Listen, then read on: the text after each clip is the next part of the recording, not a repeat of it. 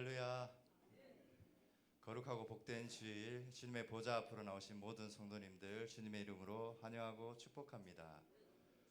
오늘은 7월 첫째 주일이며 또 맥주 감사 주일로 하나님께 감사의 예배를 드립니다. 또한 새가족 등록이 있고 성찬식이 함께 진행되는 아주 귀한 주일입니다. 지난 반년 동안 베풀어 주신 하나님 은혜 기억하며 또 감사하고 또 우리를 위해서 몸과 피를 내어주신 예수 그리스도의 사랑을 깊이 묵상하는 마음으로 예배 참석하시기를 바랍니다. 또 새롭게 오시는 분들도 주님의 사랑 안에서 따뜻한 환영과 은혜를 경험하시는 귀한 시간 되시기를 축복합니다. 다 함께 찬양하시며 예배 자리로 나가시겠습니다. 찬송가 591장 찬송하시겠습니다.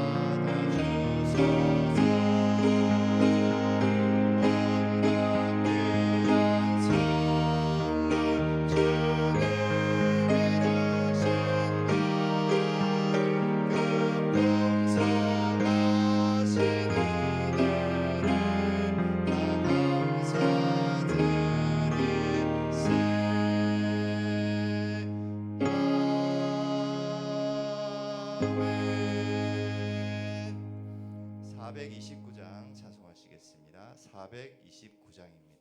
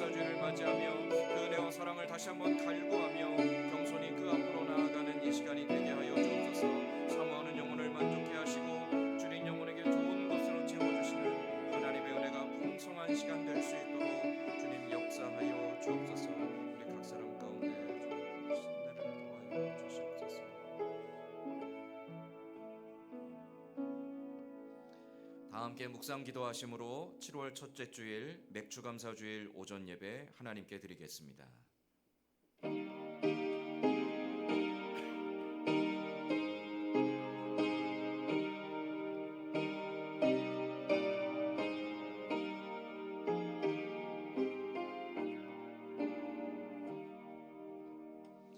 하늘에서는 주 외에 누가 내게 있으리요? 땅에서는 주밖에 내가 사모할 이 없나이다. 내 육체와 마음은 쇠약하나 하나님은 내 마음의 반석이시요 영원한 분깃이시라. 하나님께 가까이함이 내게 복이라. 내가 주 여호와를 나의 피난처로 삼아 주의 모든 행적을 전파하리이다. 하나님은 영이시니 예배하는 자가 영과 진리로 예배할지니라. 아멘. 아버지 하나님, 하나님의 크신 은혜로 2026년의 절반을 보내고 또 하반기를 시작하는 이 첫 주일 맥주감사 주일로 지키며 아버지 앞에 나와 예배합니다. 하나님의 은혜와 사랑을 다시 한번 기억하게 하시고 우리 안에 감사의 고백들이 충만케 하여 주시옵소서. 주의 은혜를 감사하며 또 주를 간절히 사랑하기에 또 하반기에도 더욱 힘써 주와 동행하며 주를 의지하며 주께 순종하며 살아가고자 하는 믿음의 결단함 가지고 이 시간에도 주님 앞에 나아가는 귀하고 복된 시간이 되게 하여 주옵소서. 예배 모든 소를 주께 의탁하오며 예수님의 이름으로 기원하옵나이다. 아멘. 다 함께 자리에 일어나서 찬송가 26장 찬송하겠습니다.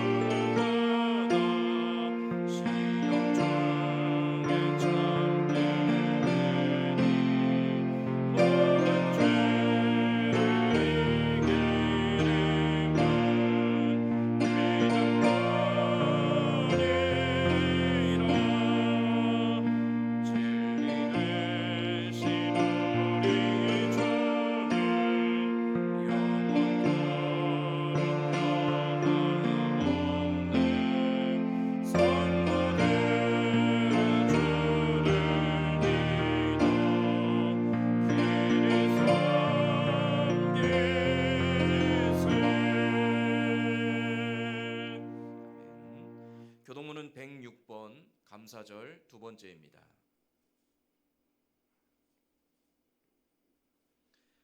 교동문 106번 감사절 두 번째입니다. 할렐루야. 우리 하나님을 찬양하는 일이 선함이요 찬송하는 일이 아름답고 마땅하도다.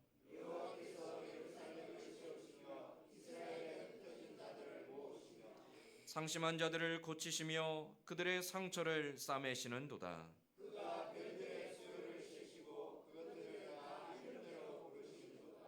우리 주는 위대하시며 능력이 많으시며 그의 지혜가 무궁하시도다.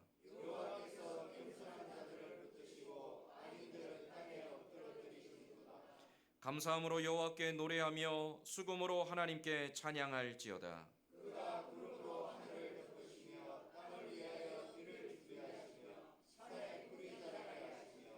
들짐승과 우는 까마귀 새끼에게 먹을 것을 주시는도다.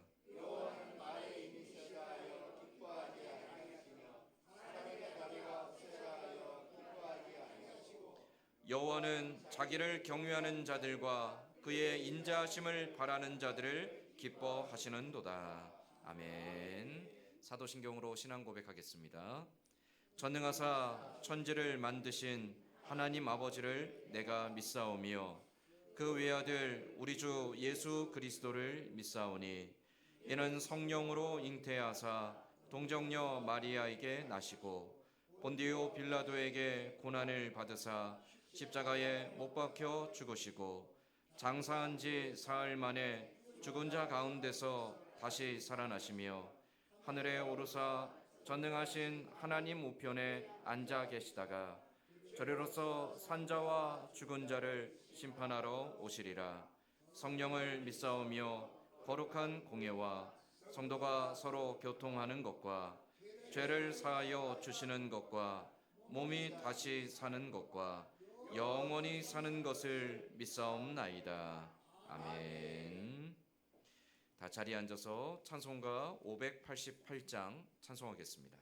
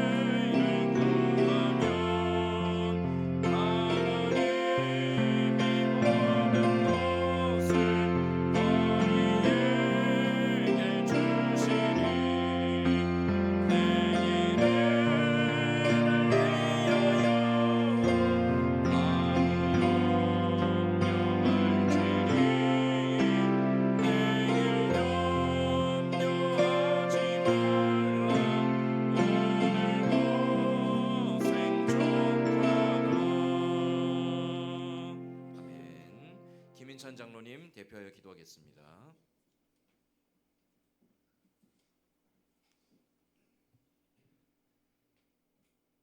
우리의 삶을 주관하시는 하나님, 지난 6개월 동안 우리와 동행하시고 눈동자처럼 지켜주셔서 감사합니다.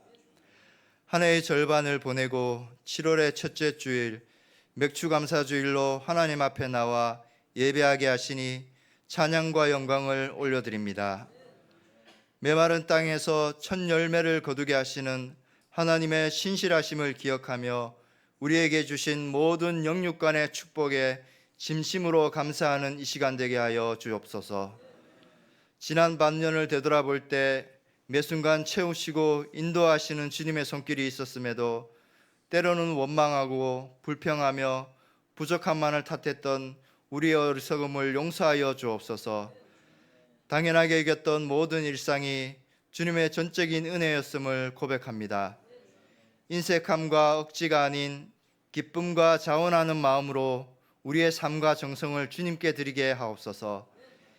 이 나라와 이 민족을 긍휼히 여겨주시고 어려움 속에서도 하나님을 경외하는 지혜를 주시어 공의와 평화가 흐르는 땅이 되게 하여 주시옵소서.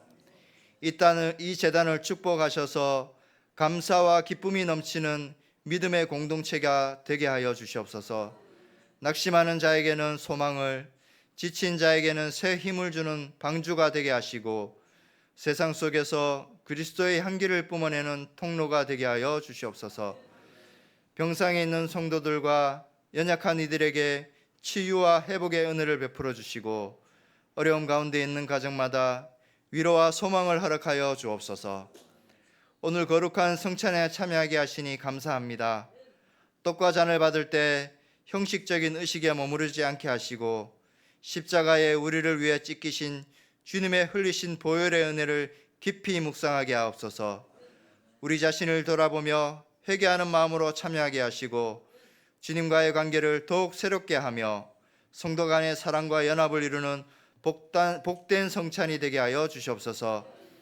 특별히 감사한 것은 오늘 맥주 감사주의를 맞아 우리 재단에 귀한 새 가족을 보내주시고 등록하게 하시니 감사드립니다.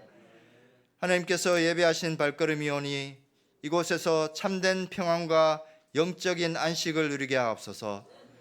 새로 등록한 지체들이 믿음의 뿌리를 깊이 내릴 수 있도록 성령께서 도와주시고 온 성도가 예수 그리스도의 사랑으로 이들을 따뜻하게 맞이하고 섬기게 하옵소서.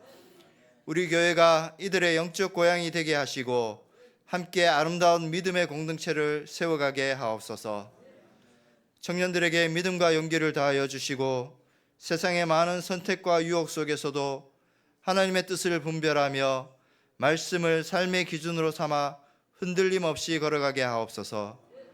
학업과 취업, 직장과 진로 모든 고민을 주님의 손에 맡기며 가장 선한 길로 인도하여 주시기를 간구합니다. 오늘도 주님의 귀한 말씀을 들고 단위에 서시는 담임 목사님을 성령의 권능으로 붙들어 주시옵소서. 선포되는 말씀을 통해 우리의 영혼이 살아나며 전반기를 돌아보고 하반기를 향해 힘차게 나아갈 약속의 말씀을 붙잡는 귀한 시간이 되게 하옵소서. 보이지 않는 곳에서 예배를 위해 땀 흘려 봉사하는 모든 위원들의 수고를 기쁘게 받아주시고 오늘 드리는 이 예배가 우리의 마음 중심을 드리는 최고의 예배가 되게 하옵소서. 남은 하반기 삶도 신실하게 인도하실 하나님을 신뢰하며 우리를 구원하신 예수 그리스도의 이름으로 간절히 기도드립니다. 아멘.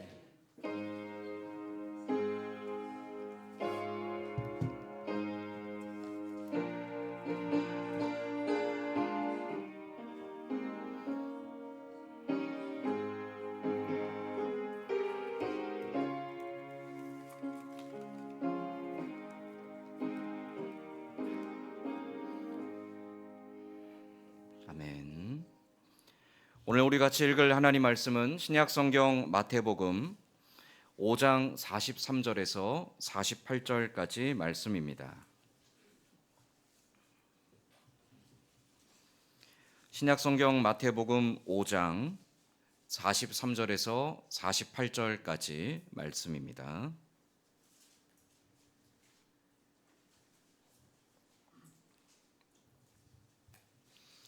마태복음 5장 43절에서 48절까지 말씀, 저와 여러분이 한 절씩 돌아가며 교독하겠습니다.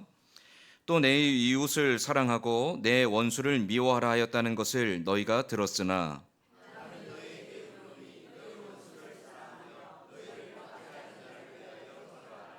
이같이 한즉 하늘에 계신 너희 아버지의 아들이 되리니 이는 하나님이 그 해를 악인과 선인에게 비추시며 비를 의로운 자와 불의한 자에게 내려주심이라.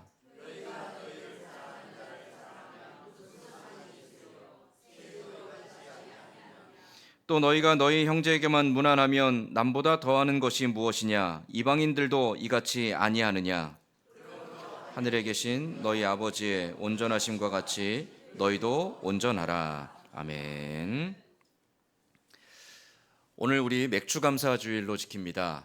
보리를 추수한 기념으로 하나님 앞에 감사의 예배를 드리는 것이 맥주감사주일이죠. 근데 사실 보리 추수는 이미 다 끝났습니다. 보리 추수하고는 우리가 시기가 맞지 않죠. 그런데 한국 교회는 이 맥주감사주일을 한 해의 절반을 기준으로 삼았습니다. 그래서 상반기 동안 하나님이 베푸셨던 은혜와 사랑에 감사하고, 또 하반기에도 하나님의 변함없는 그 은혜와 사랑 앞에 겸손히 의지하고 순종하며 따라가겠노라라는 믿음의 결단과 고백으로 드리는 절기가 바로 맥주감사주일입니다. 성경에서 맥주감사주일과 가장 가까운 절기는 아마도 오순절일 겁니다. 6월절, 예수님이 잡히시던 그날, 십자가에 달려 돌아가시던 그날과 관련된 6월절이 지나고 7번씩 7주가 지난 49일이 지나고 그 다음 날, 바로 50일째 되는 날이죠.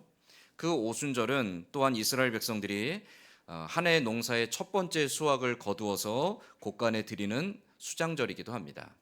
그 오순절의 절기의 의미, 하나님께서 우리에게 첫 열매를 주셨음에 감사하며 첫 수확물을 곳간에 드렸던 그 감사와 기쁨의 고백이 어쩌면 우리가 오늘 지키는 맥주감사주일과 가장 유사한 의미가 아닐까 생각합니다.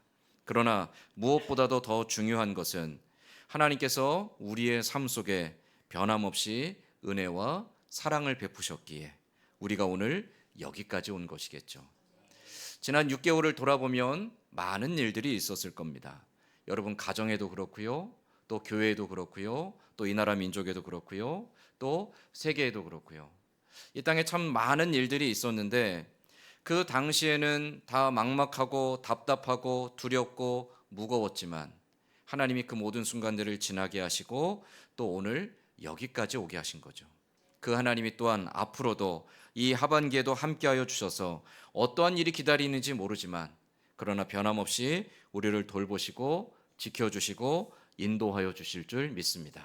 그 하나님을 의지하며 나가는 우리 모두가 되기를 간절히 소망합니다. 아멘. 우리 그런 의미에서 옆에 있는 분들과 서로 인사하며 축복하겠습니다.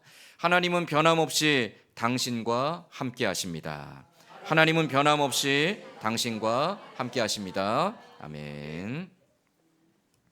자, 우리가 산상순 말씀 가운데 예수님께서 너희는 세상의 빛이고 너희는 세상의 소금이다 라고 하신 말씀을 보았습니다. 빛과 소금으로 어떻게 살아가야 되는가? 유대인들은 율법의 기준을 따라서 내가 율법의 행위를 행하였으므로, 내가 율법이 명령한 걸 행하였으므로 나는 의로운 사람이고 믿음이 좋은 사람입니다 라고 자부했지만, 그러나 예수님은 아니라고 말씀하시죠. 진정한 의는 율법의 행위에 있는 것이 아니라 하나님을 향한 마음의 중심에서부터 시작되어야 된다라는 것을 가르쳐 주십니다. 그래서 4가지 주제를 가지고 예수님이 하나님의 의를 이루는 빛과 소금의 삶이 무엇인지를 말씀하시는데, 오늘은 그 4번째로 복수에 관련된 내용입니다. 복수, 여러분 복수를 꿈꾸고 계신가요? 누군가를 향한 미움과 원망을 가지고 원한을 품고 내가 반드시 저 인간을 잡아뜨려야 되겠다, 내가 반드시 저 인간이 망하는 꼴을 봐야 되겠다, 혹시 그런 복수심을 갖고 계신가요? 아닌 것 같지만 그러나 사람의 마음이 나에게 좋은 것을 해주는 사람에게는 나도 좋은 걸 갚아주고 싶고요, 나를 미워하고 나에게 해를 끼치는 사람에게는 또한 똑같이 갚아주고 싶은 마음이 있습니다. 그게 좀 거창하게 말하면 복수인 거죠. 내가 당한 만큼 갚아주고 싶어요. 그 복수하고자 하는 마음은 인간 누구에게나, 어떤 사람에게나, 그 우리가 어떤 성인군자라고 말하는 사람에게나 누구에게나 다 안에 내재되어 있는 마음이라는 거죠. 바로 그 복수에 대해서 예수님이 말씀하고 있습니다. 성경은 복수에 대해서 어떻게 말씀할까요? 성경은, 특별히 구약의 율법은 복수에 대한 명확한 기준이 있습니다. 그 말은 허용하고 있다는 겁니다. 복수할 수 있다, 그러나 이 선 안에서 할 수 있다라고 규정하고 있다는 거죠.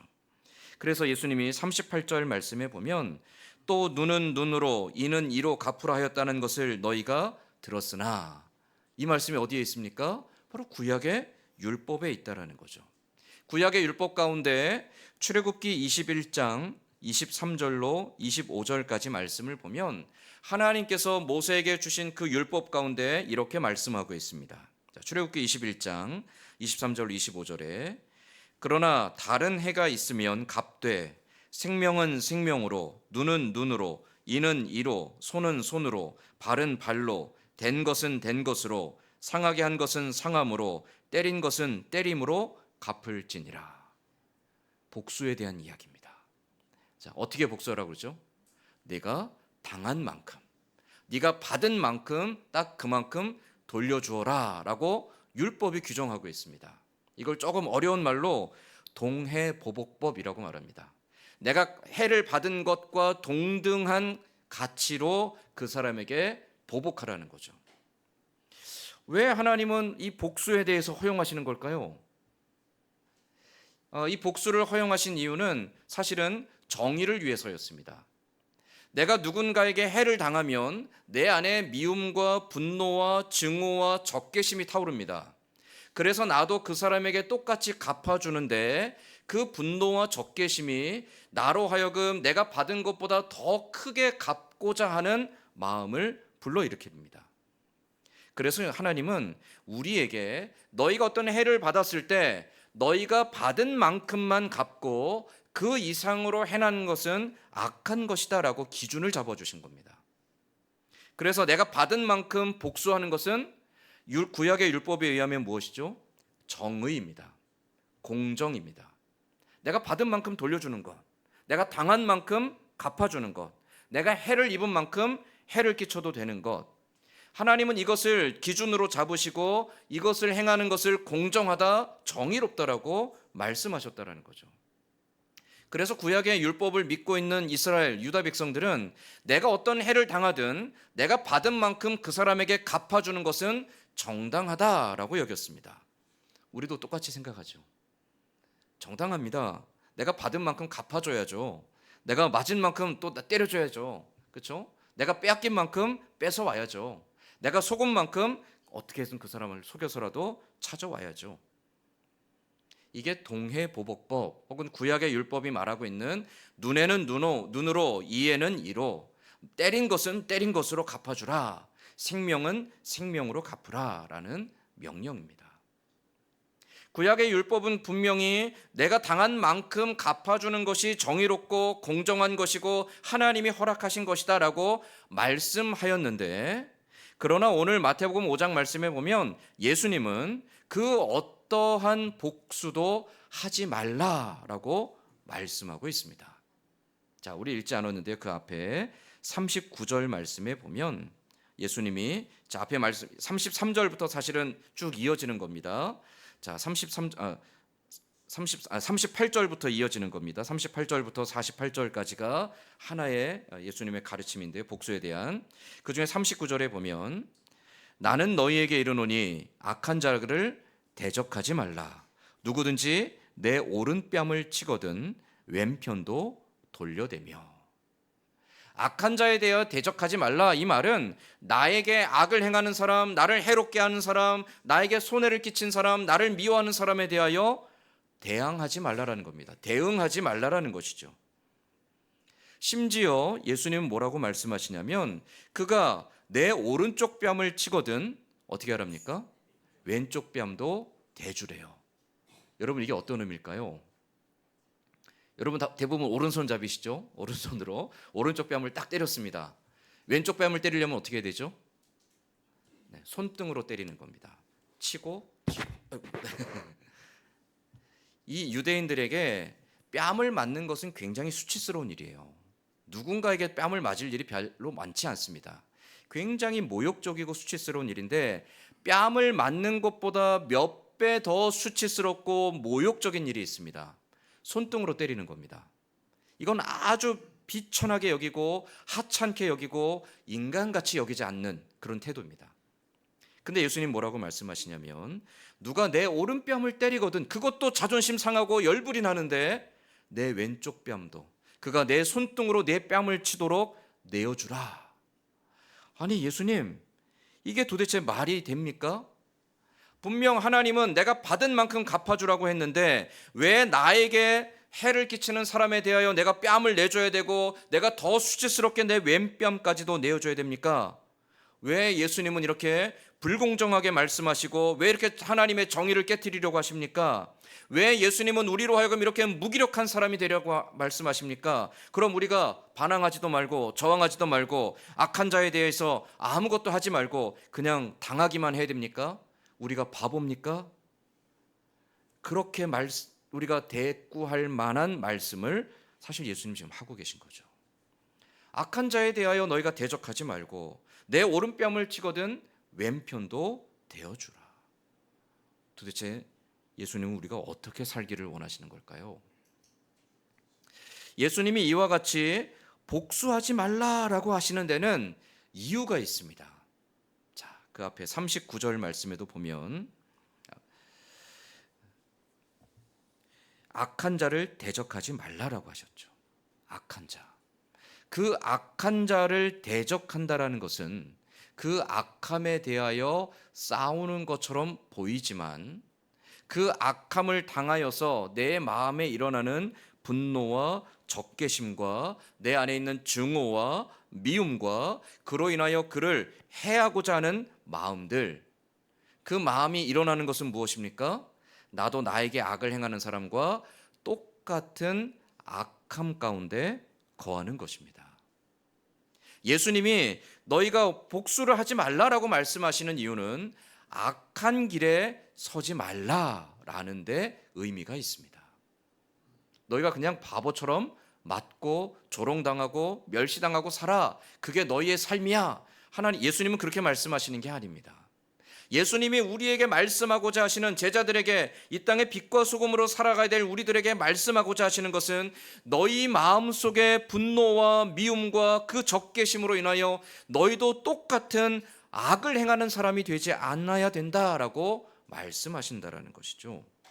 아니, 나는 아니요. 나는 내가 당한 만큼 갚아야 속이 시원합니다. 후련합니다. 하나님, 난 그렇게 안 하면 난 속이 터져서 못 살 것 같습니다. 그런데 여러분, 내가 마음속에 분노와 미움과 원망이 일어나서 끊임없이 그 사람을 욕하고 증오하고 살아가면 살아갈수록 어떻게 되죠? 여러분 그렇게 살아보셨습니까? 저도 그렇게 살아본 적이 있습니다. 물론 길지는 않지만 누군가가 너무너무 믿고 증오하고 그 사람이 정말 눈앞에서 사라졌으면 좋겠다라고 마음 먹었던 적들이 살면서 몇 번은 있었죠. 근데 여러분 참 공교롭게도요, 그런 마음이 내 안에 자리 잡는 날부터 하나님이 멀어집니다. 하나님이 내 안에 계시지 않아요. 왜냐하면 내가 하나님이 그것을 싫어하는 것을 내 영혼이 알기 때문에 의도적으로 하나님을 자꾸 외면하는 겁니다. 하나님이 기뻐하지 아니하기 때문에 내 마음속에 그런 악한 마음이 일어나면 일어날수록 하나님을 점점 멀리하게 된다는 것이죠. 그게 빛의 또 소금의 자녀들입니다. 그럼에도 불구하고 우리는 우리 안에 일어나는 끊임없는 원망과 분노와 미움과 증오와 불평과 사람들을 향하여 해를 끼치고 싶은, 그 사람에게 내가 반드시 복수하고 싶은 그 마음들이 끊임없이 우리를 격동하고, 때로는 그 격동하는 마음들을 다스리지 못해서 우리의 말로 독한 말들을 뱉어내기도 하고요, 우리의 말들로 가시돋친 말들을 쏟아내기도 하고요, 우리의 말들로 증오하는 말들을 쏟아내기도 하고요, 저주하는 말들을 쏟아내기도 합니다. 때로는요, 그 마음 말로 다 해결이 안 되니까 의도적으로 고의적으로 그 사람이 넘어지도록, 그 사람이 실패하도록, 그 사람이 잘못되도록 그에게 해를 끼치는 행위들을 하기도 한다라는 거죠. 나는 내 마음을 잘 다스릴 수 있습니다. 내 안에 분노심이 일어나도 나는 그걸 잘 다스릴 수 있습니다. 세상에 자기의 그 마음을 온전하게 다스릴 수 있는 사람은 아무도 없습니다.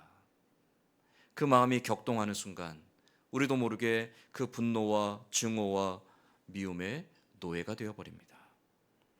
그것을 너무나 잘 아셨기 때문에, 우리의 그 연약함을 너무나 잘 아시기 때문에 예수님은 우리에게 너희는 절대로 악한 자들과 같은 길에 서지 말라라고 말씀하시는 겁니다. 복수하지 마라.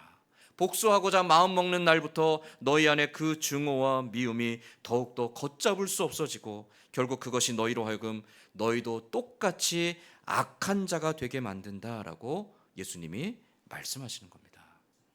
그래서 억울할지라도 손해볼지라도 네가 어리석어 보일지라도 참고 기다리라라고 말씀하시는 거죠. 그것을 예수님은 나에게 해를 끼치는 자에게 그냥 참으라라는 차원으로 끝나지 않으시죠. 우리가 읽었던 44절 말씀에 가면 악한 자를 대적하지 않아야 되는 것을 예수님은 한 차원 더 높이 우리에게 요구하십니다. 무엇으로 요구하시죠?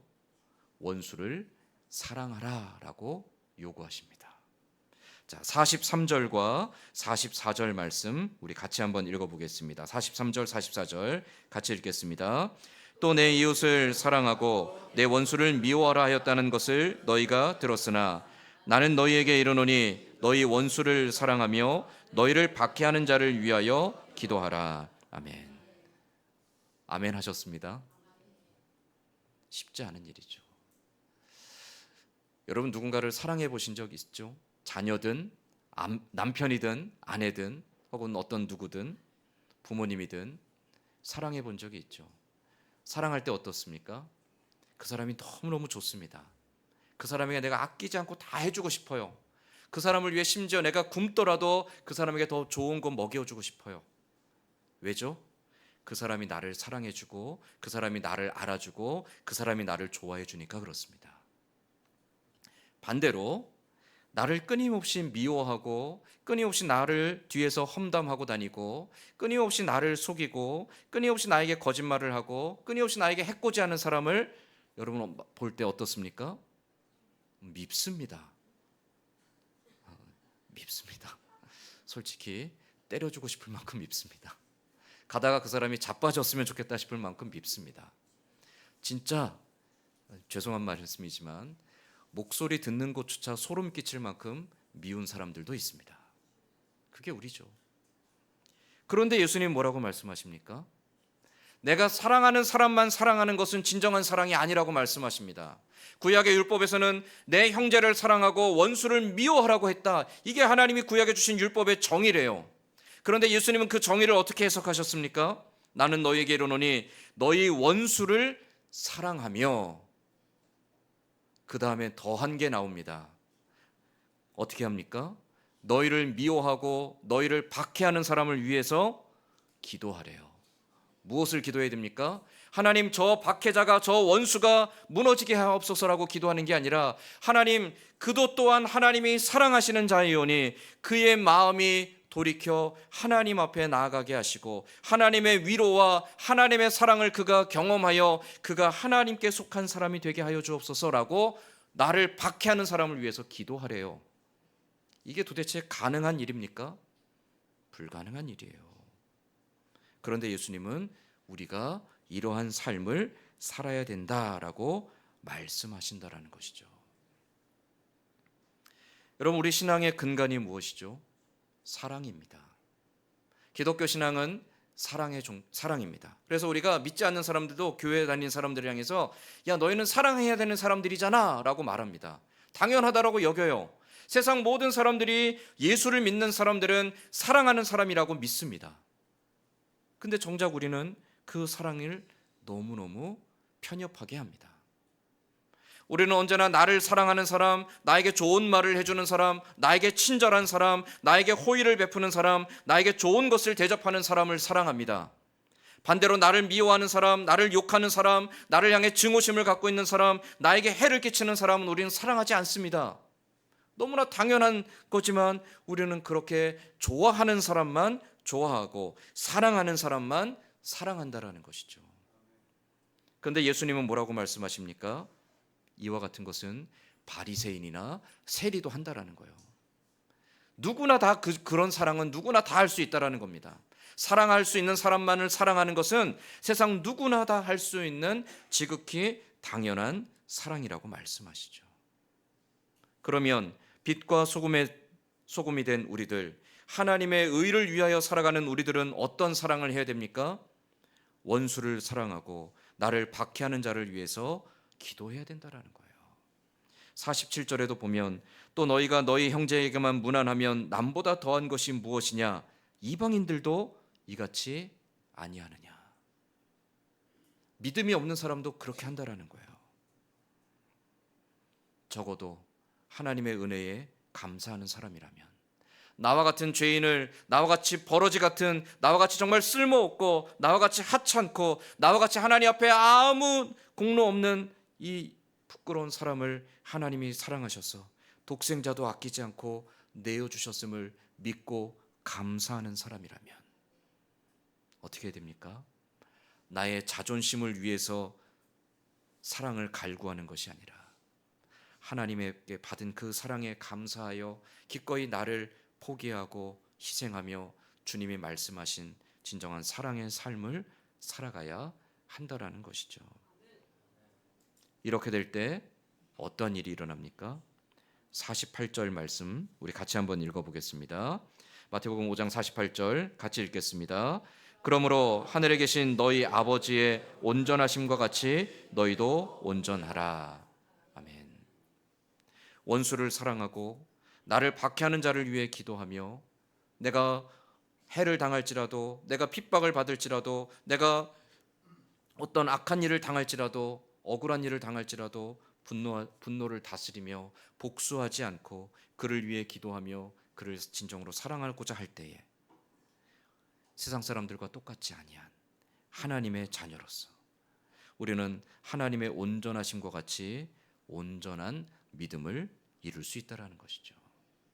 그것이 세상의 빛으로 소금으로 살아가는 우리들의 삶의 방향이 되어야 된다는 것을 예수님이 말씀하고 계십니다.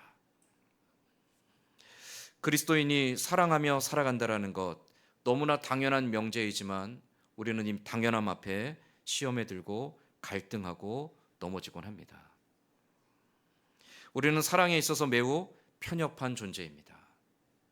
늘 좋아하는 것만 쫓아가고요, 사랑하고 싶은 것만 사랑하고 싶고요, 나에게 호의를 베푸는 사람에게만 나도 호의를 베풀고 싶고, 그렇지 않은 사람들에게 더 강하게, 더 호되게, 더 강력하게 말하고 복수하고 되갚아주고, 때로는 다른 사람들을 짓밟아야 내가 무시당하지 않는다라고 여기며 우리는 그렇게 살아갑니다. 그러나 예수님은 우리에게 선으로 악을 이기라고 말씀하시죠. 똑같이 복수하는 것은 악을 악으로 갚아주는 겁니다. 내가 때로는 악한 일을 당하여 슬프고 고통스러울지라도, 억울하고 내 마음속에 분노가 차오르고 내 마음속에 원한이 가득할지라도 그 마음을 주께 내려놓고 다스리며 원수를 사랑하고 박해하는 자를 위해 기도하는 것은 선으로 악을 이기는 것이죠. 가능하시겠습니까? 쉽지 않죠. 쉽지 않습니다. 특히 하나님 앞에 믿음으로 살아가려고 결단하면 할수록 이 말씀은 우리에게 너무너무 무거운 짐이 됩니다. 그래서 어떻게 하죠? 우리 나름대로 살 길을 찾아가는 방법이 있습니다. 우리에게 분명 원수를 사랑하고 내 박해자를 위해 기도하라고 하신 말씀을 우리는 알고 있습니다. 그런데 이 말씀이 우리에게 너무너무나 부담스럽고 우리에게 너무나 지키기 어려우니까 우리가 어떤 마음을 갖게 되냐면 적을 만듭니다. 원수를 만듭니다. 내가 이 사람은 사랑할 수도 있고요, 난 이 사람한테 호의를 베풀 수도 있고요, 나는 이 사람에게 친절하게 할 수도 있고요, 나는 이 사람을 위해 참을 수도 있고 인내할 수도 있습니다. 그런데 하나님, 이 사람만큼은 안 되겠습니다. 왜요? 하나님, 이 사람은요 정말 세상에 악한 사람이고 암적인 존재이고 이 사람은 제거돼야 될 대상이고 이 사람은 정말 악한 사람입니다. 이 사람은 불의한 사람입니다. 이 사람은 짓밟아야 됩니다. 이 사람은 마귀입니다. 그렇게 말하면 그 사람을 적으로 만드는 순간 우리에게는 그 적을 짓밟고 복수하고 그 적을 향하여 분노와 미움과 원망을 쏟아내도 마음의 죄책감을 갖지 않는 일종의 도피처를 만드는 겁니다. 우리는 그런 식으로 살아가면서 많은 적을, 원수들을 만들어내죠.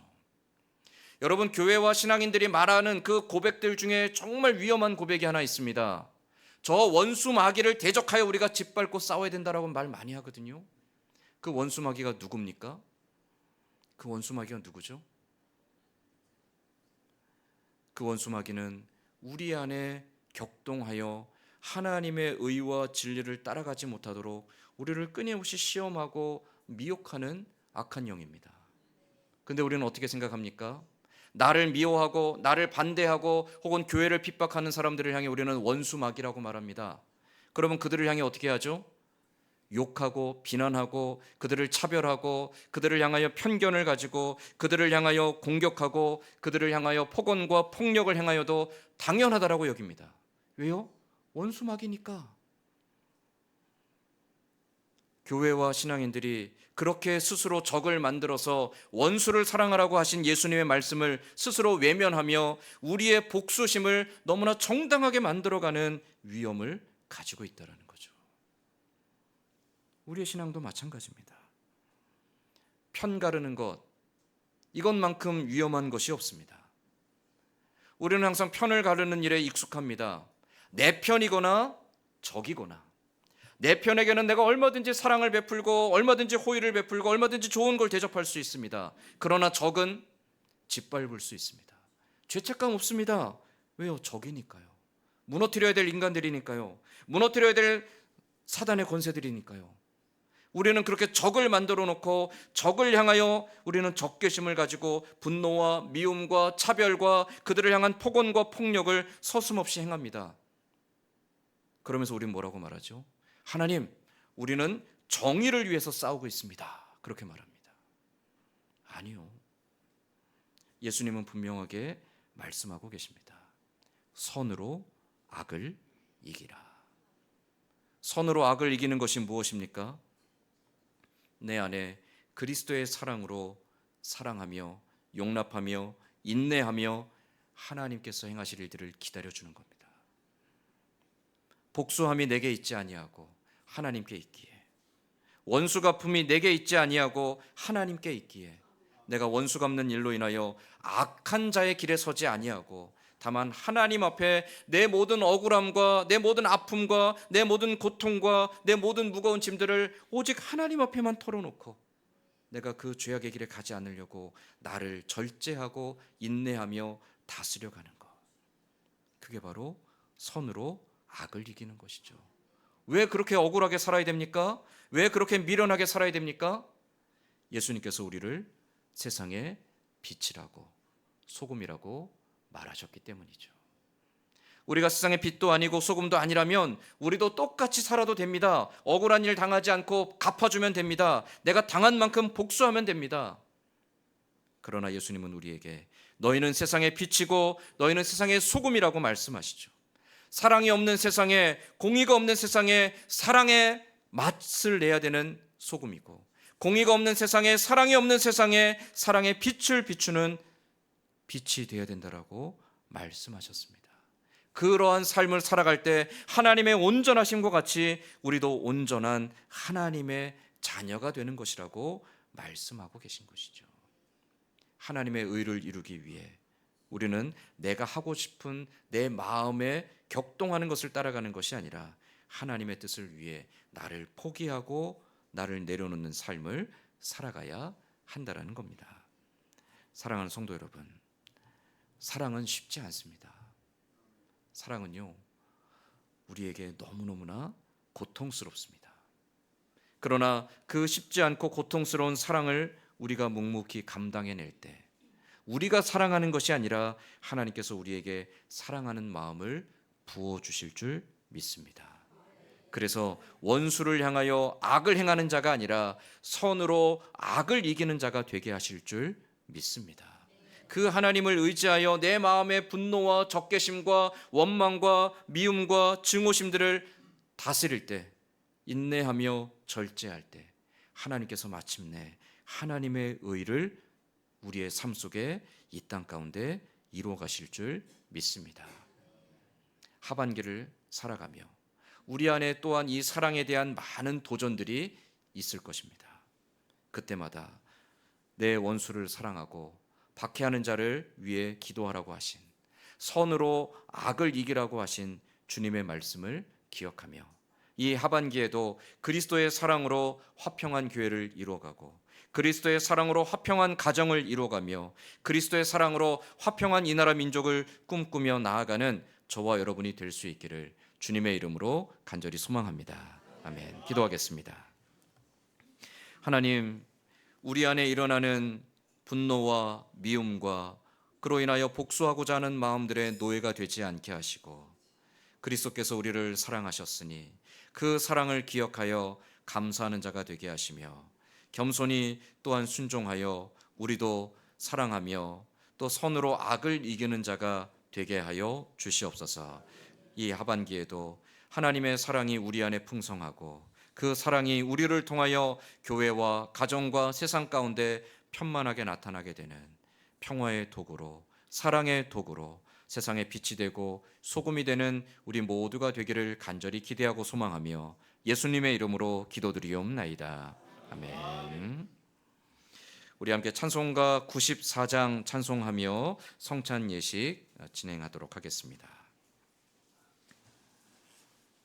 찬송가 94장입니다.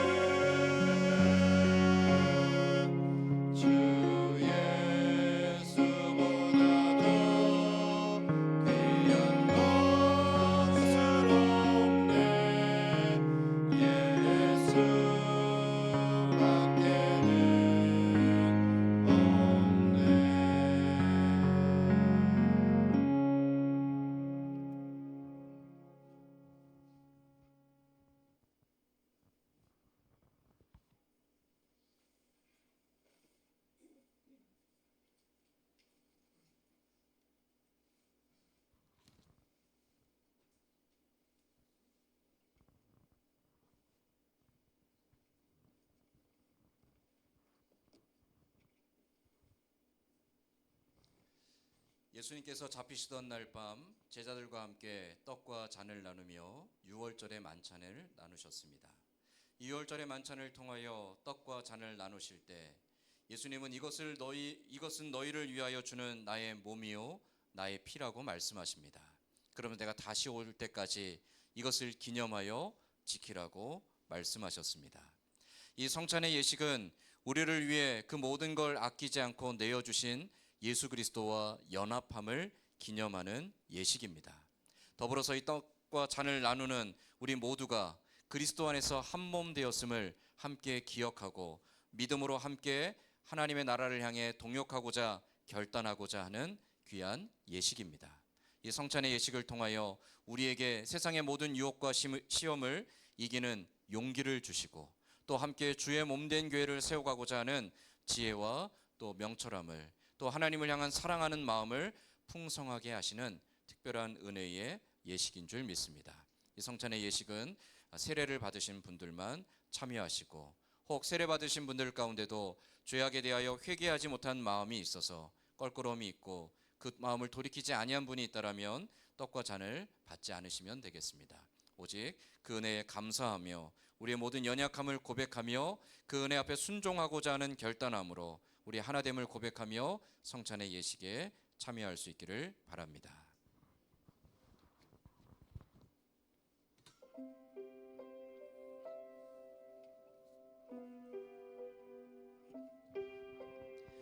주께서 잡히시던 날 밤 떡을 떼며 가라사대 이는 너희를 위하는 내 몸이니 이것을 받아 먹으라고 하십니다. 이 몸은 하늘로부터 내려오는 영생하는 떡이라고 말씀하십니다. 우리를 위하여 그 모든 걸 아끼지 않고 내어주신 예수님, 그 예수님의 희생이 우리로 하여금 하나님의 자녀로 영원한 생명을 소유하게 하신 줄 믿습니다. 그 은혜와 사랑에 감사하며 이 떡을 받을 수 있기를 소망합니다.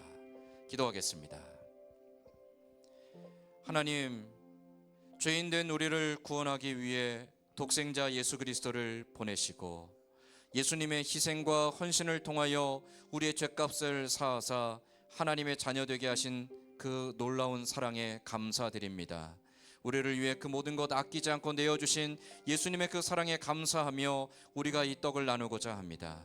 떡을 받는 자들과 또 떡을 나누기 위해 봉사하는 종들에게 함께하여 주셔서 그 은혜가 풍성하게 하여 주시고 또 그 안에서 하나됨의 결단과 또 하나됨의 순종함을 통하여 주의 나라를 또 주의 몸된 교회를 함께 세워가는 동역자 되기를 마음속에 다시 한번 다짐하는 귀하고 복된 시간이 되게 하여 주옵소서. 함께 하실 줄 믿사오며 예수님의 이름으로 기도드리옵나이다.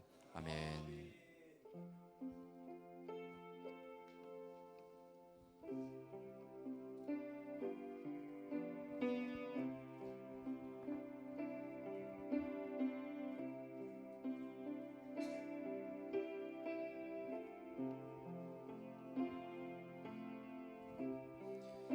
진실로 진실로 너희에게 이르노니 믿는 자는 영생을 가졌나니 내가 곧 생명의 떡이로다.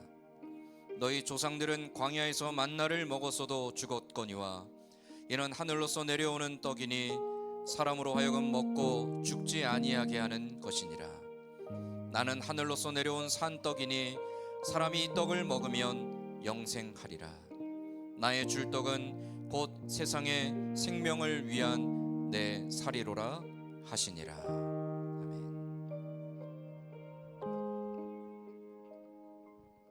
아멘.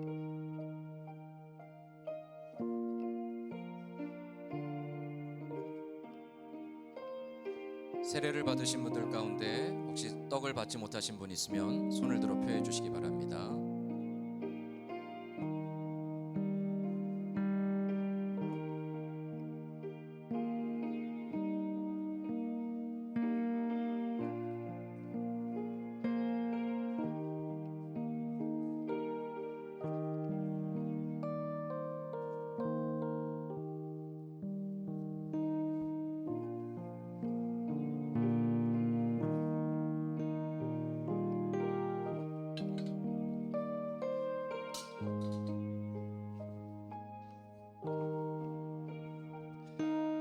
식후에 잔을 가지사 축사하시고 제자들에게 가라사대 이 잔은 나의 피로 세운 새 언약이니 이것을 행하여 마실 때마다 나를 기념하라 하셨습니다. 우리를 대신해 피 흘려 죽으신 예수 그리스도의 그 보혈이 우리를 의롭게 하시고 우리를 하나님의 자녀 되게 하셨음을 기억하며 이 잔을 받을 때에 그 은혜와 사랑에 부끄럽지 아니한 자로 살아가고자 다시 한번 다짐하고 결단하는 귀한 시간이 되기를 소망합니다.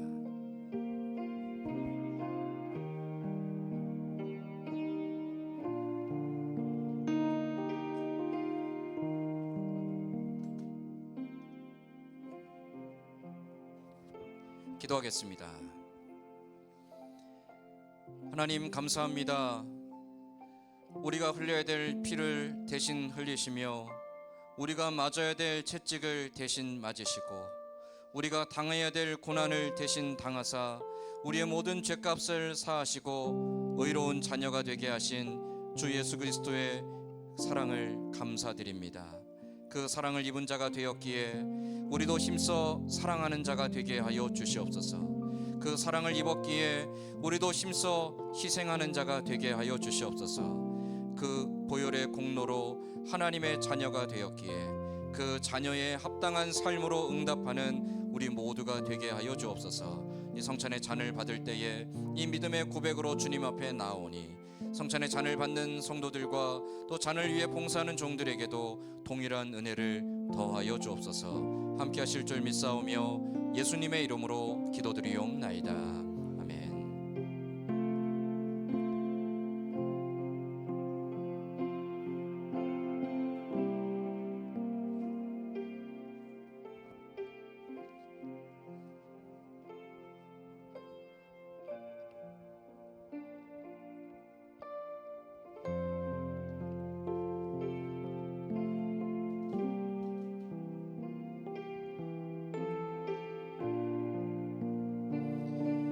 우리가 그리스도 안에서 그의 은혜의 풍성함을 따라 그의 피로 말미암아 구속 곧 죄사함을 받았으니 이는 그가 모든 지혜와 총명으로 우리에게 넘치게 하사 그 뜻의 비밀을 우리에게 알리셨으니 곧 그 기쁘심을 따라 그리스도 안에서 때가 찬 경륜을 위하여 예정하신 것이니 하늘에 있는 것이나 땅에 있는 것이 다 그리스도 안에서 통일되게 하려 하심이라.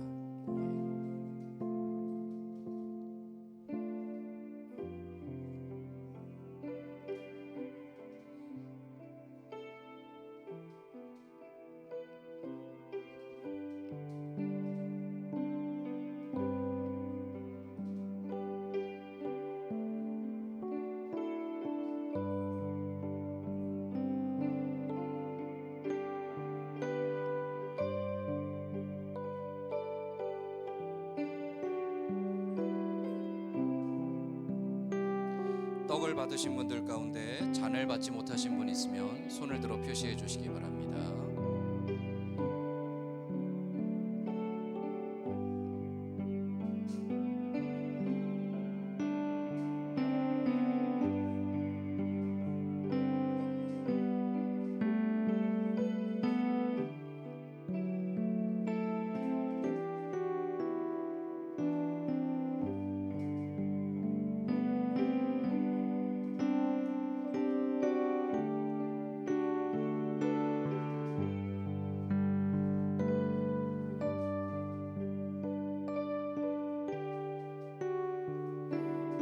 잔을 받지 못하신 분 있으면 손들어 표해 주시기 바랍니다.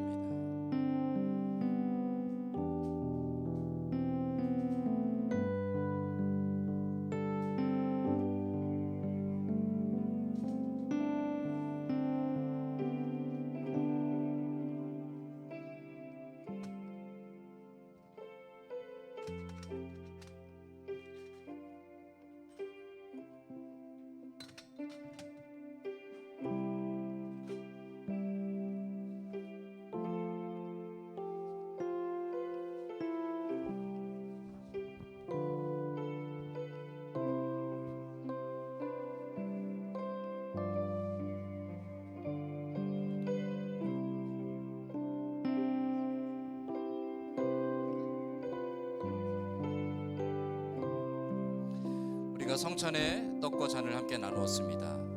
예수 그리스도께서 우리를 위해 죽으시고 그 안에서 우리를 하나 되게 하심과 같이 우리는 이제 떡과 잔을 나눔을 통하여 그리스도와 연합한 자가 되었고, 또 함께 떡과 잔을 나눈 우리 모두가 다 그리스도 안에서 한 몸을 이루는 지체가 되었습니다. 이 믿음의 고백 가지고 하반기에도 힘써 주의 나라와 그 영광을 위해 아름답게 동역하는 귀한 역사가 우리 가운데 충만하기를 간절히 소망합니다. 아멘. 우리 찬송가 338장 찬송하며 준비한 예물 하나님 앞에 봉헌하겠습니다.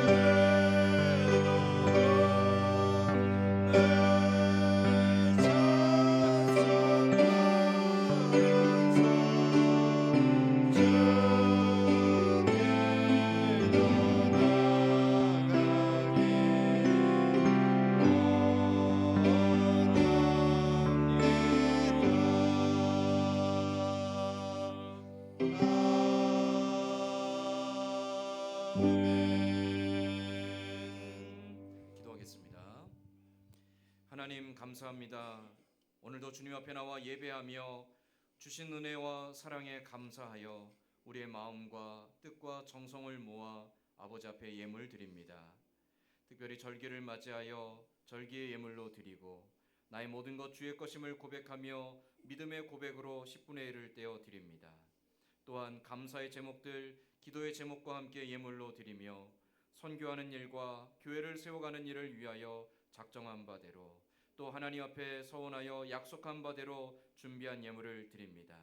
드려진 예물이 주의 나라와 주의 몸된 교회와 주의 영광을 위해 귀하게 사용되어질 수 있도록 쓰이는 곳마다 선한 지혜와 선한 양심으로 인도하여 주시옵소서. 드린 손길들 또한 드리고 싶지만 더 드리지 못한 손길까지 기억하시며 그 손과 가정과 생업의 터전 위에 날마다 함께 하시는 하나님으로 인해 감사와 기쁨의 찬송이 넘쳐나는 귀하고 복된 삶 살아갈 수 있도록 은혜 더하여 주옵소서. 함께 하심을 감사드리며 예수님의 이름으로 기도드리옵나이다. 아멘. 기도하겠습니다. 우리 주 예수 그리스도의 은혜와 하나님 아버지의 크신 사랑하심과 성령의 감화감동 교통하시는 은혜가 원수를 사랑하라고 하신 박해하는 자를 위해 기도하라고 말씀하시는 복수하는 일로 인하여 악한 길에 서지 아니하고 오히려 선으로 악을 이기라고 말씀하시는 그러한 삶을 통해 하나님의 자녀로 온전케 되라고 말씀하시는 주의 말씀을 마음판에 새기고 이 하반기에도 더욱 힘써 사랑하는 사람으로 사랑하는 교회로 든든히 서가기를 결단하며 소망하는 고개 숙인 모든 주의 백성들 위에와 이 자리에 함께하지 못한 사랑하는 성도들과 멀리 타지에 나가 있는 가족들 위에 오늘도 영육간의 연약함 속에서 하나님의 위로와 치료와 회복의 은혜를 구하는 주의 백성들과 선교지에서 복음 들고 수고하는 선교사님들과 북녘 땅의 우리 동포들 그리고 이 나라 민족과 우리 교회 위에 이제로부터 영원토록 함께 있을지어다. 아멘.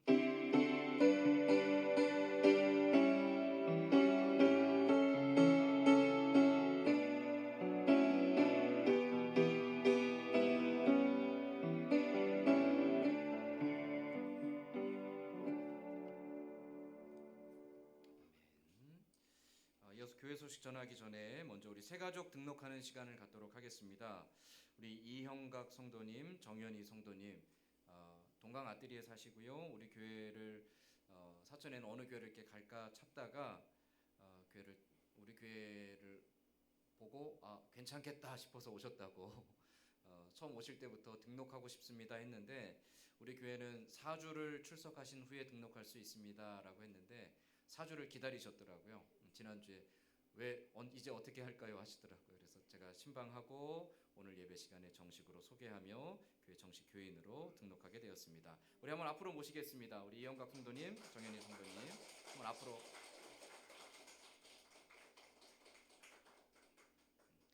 우리와 함께 하나님의 나라를 위해 동역할 귀한 가정입니다. 우리 가정이 믿음 안에서 더욱더 건강하게 서가고 우리가 함께 연합하여서 하나님 기뻐하시는 주의 몸을 세워가는 아름다운 동역이 있기를 우리가 사모하며 새 가족 우리 함께 축하하는 시간 갖도록 하겠습니다. 우리 아주머니 날 찬양하며 축복하겠습니다.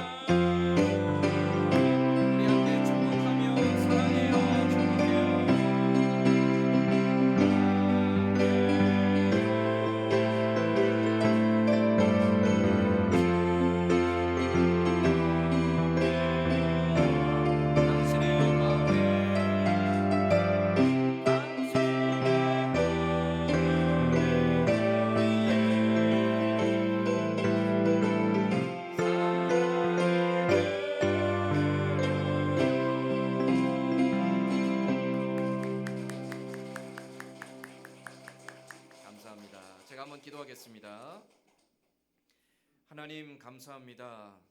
주께서 귀한 가정을 주의 몸된 교회로 인도하시고 또 믿음 안에서 함께 주의 나라와 그 영광을 꿈꾸며 동역하게 하심을 감사드립니다.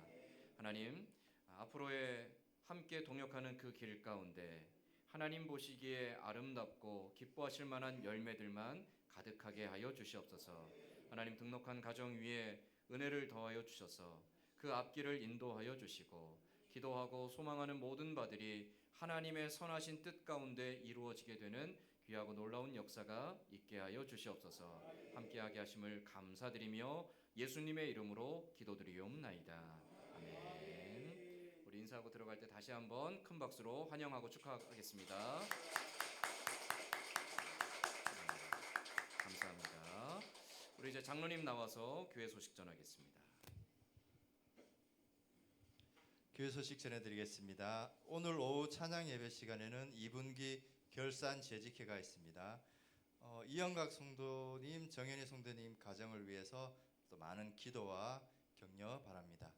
7월 생일 축하가 다음 주일 점심 식사 시간에 있습니다. 많이 참석하셔서 같이 축하해 주셨으면 좋겠습니다. 하절기 7월달, 8월달 동안 예배 시간에 간편복을 착용합니다. 넥타이를 안 하셔도 되고 위에 가다마이라고 합니까? 뭐라고 하세요? 양복이라고 합니까? 위에 그거를 안 하셔도 되겠습니다. 강단 하분을 김한나 집사님 가정에서 해주셨고요. 뒤쪽에 또 예배당 입구 쪽에 양쪽에 또 빨간 예쁜 화분은 김현욱 권사님이 또 봉헌하셨습니다. 이번 주 청소 봉사는 충성조입니다. 김혜조 권사님, 빈디현 집사님, 이상영 집사님 수고해 주시겠습니다. 영육간 연역하신 성도님들과 또 연로하신 성도님들을 위해서 또 나라 민족을 위해서 또 선교사님과 협력교회를 위해서 기도해 주시면 감사하겠습니다. 감사합니다. 우리 다 함께 자리에 일어나서 찬송가 620장 1절 찬송하며 주일 오전 맥주감사 주일 오전 예배 모든 수를 마치겠습니다.